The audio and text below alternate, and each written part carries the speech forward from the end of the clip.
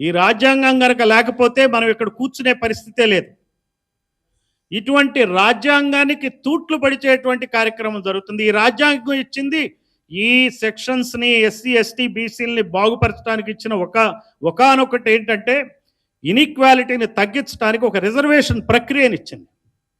మరి ఈ రిజర్వేషన్ ప్రక్రియ ఏమవుతుంది చెప్పండి. నిన్నగాక మొన్న సుప్రీంకోర్టులో ఒక జడ్జిమెంట్ వచ్చింది.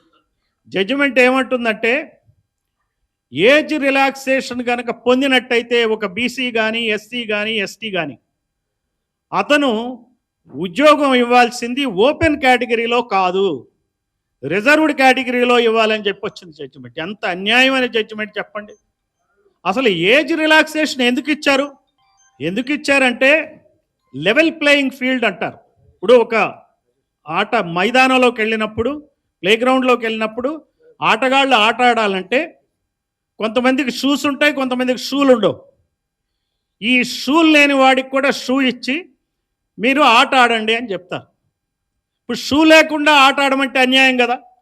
ఒక్కసారి నువ్వు షూ ఇచ్చావు, ఒక ఏజ్ రిలాక్సేషన్ ఇచ్చావు, ఒక కాంపిటీషన్లో పార్టిసిపేట్ చేయమన్నావు, అతను వ్రాత పరీక్ష రాశాడు, అతనికి అత్యధిక మార్కులు వచ్చినప్పుడు అతను ఓపెన్ కాంపిటీషన్లో ఎందుకు ఇవ్వవు నువ్వు చెప్పు. ఇది అన్యాయమైనటువంటి జడ్జిమెంటు. ఇది కాన్స్టిట్యూషన్కి వ్యతిరేకంగా ఇచ్చిన జడ్జిమెంట్.